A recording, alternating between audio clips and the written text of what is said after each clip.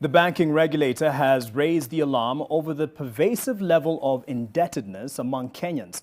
Central Bank Governor Dr. Patrick Njoroge brought up the issue as he made his submission to the National Assembly's Committee on Finance and Planning concerning the Central Bank of Kenya Amendment Bill 2021.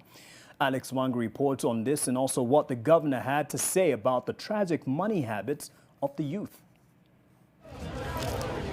The effects of the COVID-19 pandemic have adversely impacted businesses and cascaded down to households. The extent to which that has happened is a troubling matter for the central bank.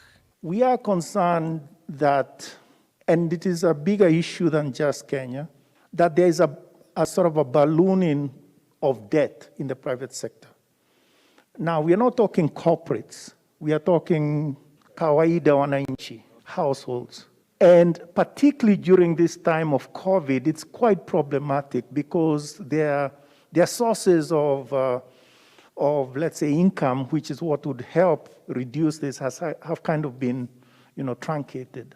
According to the governor, it is a matter that needs to be delicately addressed.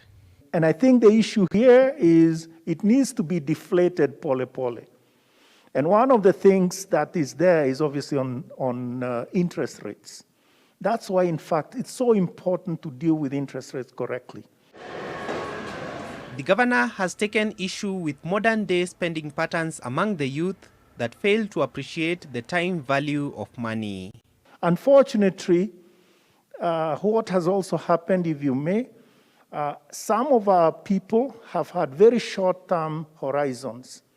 I'm talking of particularly the young people.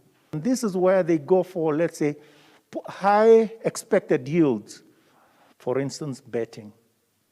And so they lose, and then they continue sagging into or sliding into high indebtedness, etc. To address the high levels of debt among individuals, Dr. Njoroge believes that financial experts have a duty to raise the awareness level of members of the public on matters of personal finance. We need to inform the public a lot more. So let's say, I don't like the word education in this context because actually the Mamamboga probably is much more financially educated than even myself.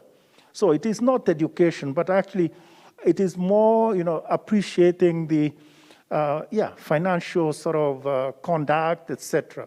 Where are they exactly? How indebted are you? What are